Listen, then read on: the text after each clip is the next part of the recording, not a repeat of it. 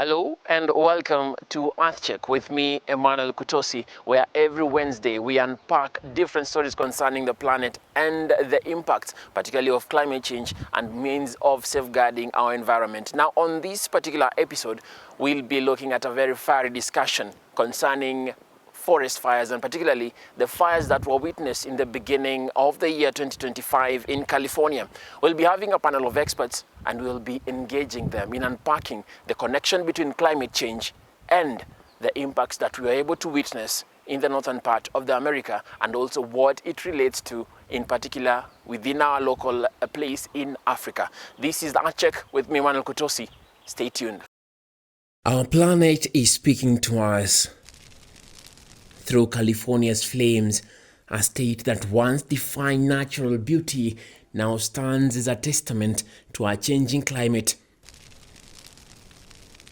California's skyline, once known for its golden sunsets, now too often glows orange for a different reason. In the past decade, the state has witnessed its most destructive wildfires in recorded history. In this environmental pulse check, the numbers are alarming. In a state of 40 million people, nearly 1 in 4 Californians now live in high-risk fire zones. Since 2017, wildfires have claimed over 150 lives, destroyed more than 50,000 structures, and forced hundreds of thousands to evacuate their homes as residents witness their state burn at unprecedented rates, with fire seasons extending beyond their historical boundaries. The numbers tell a stark story. Of California's 20 largest wildfires on record, 12 have occurred since the year 2020. But understanding why means looking at multiple factors. Research points to 3 main drivers: decades of fire suppression that allow dangerous fuel to build up, expanding development into fire-prone areas, and the elephant in the room: climate change. In response, California is embracing both high-tech and surprisingly low-tech solutions. Meet one of the state's newest firefighting tools: goats. Nature often provides the best solutions. These 4-legged firefighters represent a return to natural management methods. The wild mustard that grows almost everywhere in the Los Angeles area. There are also others though, like star thistle and just the general grass and bush, sagebrush that grow around here that, during the fire season, it's basically waiting to ignite, and the goats love it. But critics say these efforts, while innovative, aren't keeping pace with the scale of the threat. The California crisis holds crucial lessons for regions like tropical Africa, where climate change patterns could easily create similar conditions. The environmental warning signs appear in unexpected places, and tropical Africa's savanna faces similar threats as global temperatures rise. California's fires have decimated wildlife populations, with some species losing up to 90% of their critical habitat in burnt areas. But from the ashes, lessons emerge. Communities are adapting, building with fire-resistant materials, creating evacuation plans, and rethinking their relationship with landscape. The message is clear. In a warming world, the question isn't if wildfires will come, but how we prepare for them. For California and regions watching closely, the future depends on learning these costly lessons now. This is Earth Check.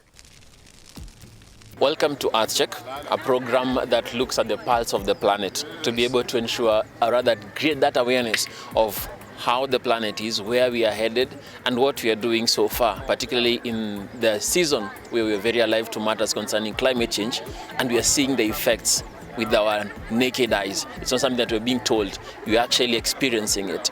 And today, we are joined by one unique guest. I'll let you introduce yourself to our viewers before we continue.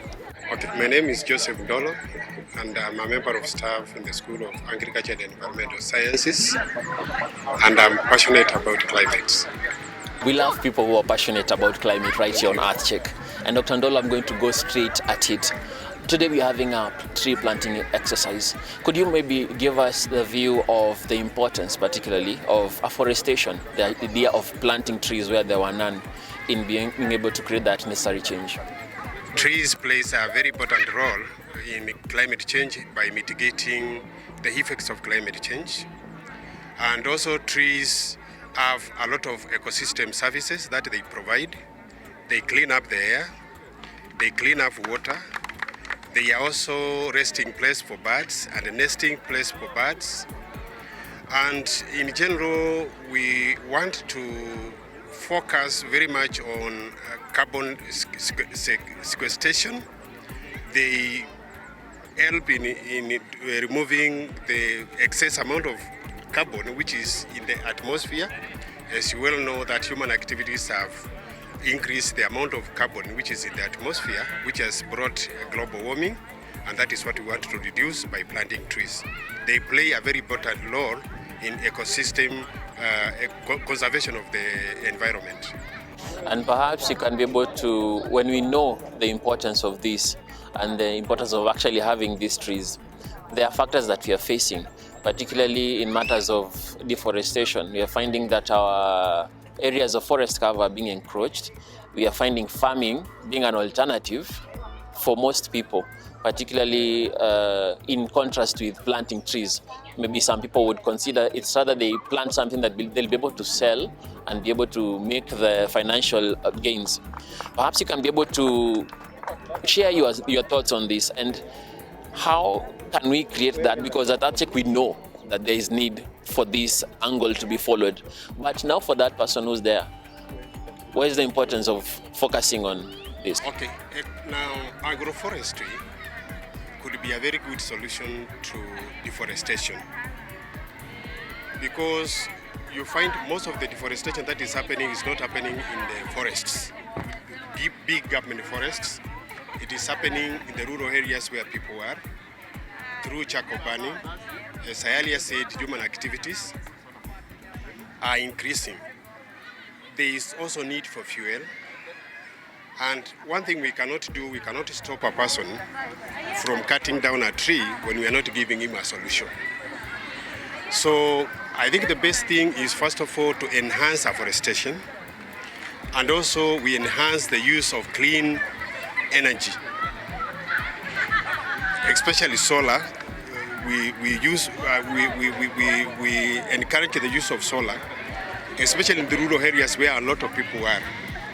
And also there is what we call awareness, creating awareness to the local people who are in the rural areas on the use of clean energy like biogas, solar, and also the government can also expand the supply of electricity to make people use more electricity, although it's not a clean energy as per se, but they use more on solar, on electricity, and also on biogas. And we are looking also at matters concerning enhancing our tree cover. If I was to extend our geographical point to further north in the areas of America, particularly in California, in the beginning of the year 2025, we were witnessing fires that were coming about, and there was allusion that these matters concerning maybe human activities and the like. I don't know, what would be your insight concerning this? As you well know that climate change is impacting very much on ecosystems and also impacting very much on forests. And not only that, you find because of prolonged drought, there is the air that is blowing is dry, it doesn't have moisture. And when it meets a condition which can escalate fire, it will escalate the amount of fire, the frequency of fire that is being experienced in most parts of the country.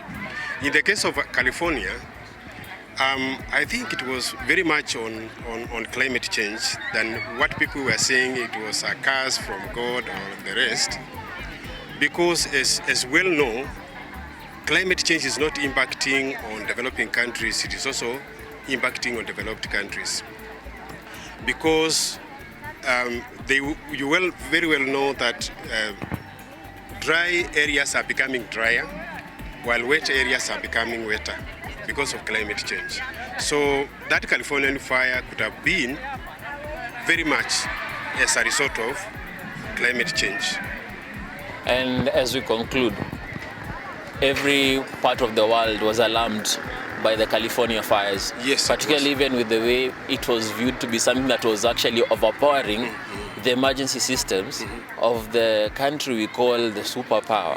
Was somehow being overpowered by the fire. Yes. Climate, Mother Nature was moving in a very rough way. Yes. Is this something that we can say is far-fetched and is an American problem, or could we view such a situation within our humble African nations? Yes, it is just a matter of time. Because, let me echo what Magari Madai said. If you don't take care of nature, if you destroy nature, nature will destroy you. And that is what you saw happening in California. They have destroyed, actually, I understand that US is the biggest contributor of carbon, followed by China, to the atmosphere. I think you heard what Trump said, that they cannot stop the US industries from producing. Yet they are producing, they are polluting the atmosphere, and they are paying less developed countries to sequester that amount of carbon. So I think Mother Nature, we cannot stop Mother Nature, but there's a way we can conserve what we have. We can use what we have sustainably. That's what I mean. Thank you very much, Dr. Ndolo. Yes. And thank you for your insights on this particular subject. Okay, thank and you. for being part of this episode of Earth Check. Thank you. And with the forest fires in the Americas, we are left wondering, what does it mean for the rest of the planet? Climate change knows no borders. It affects the global atmosphere as a whole. We're going for a short break, but we'll be back with more on understanding this topic.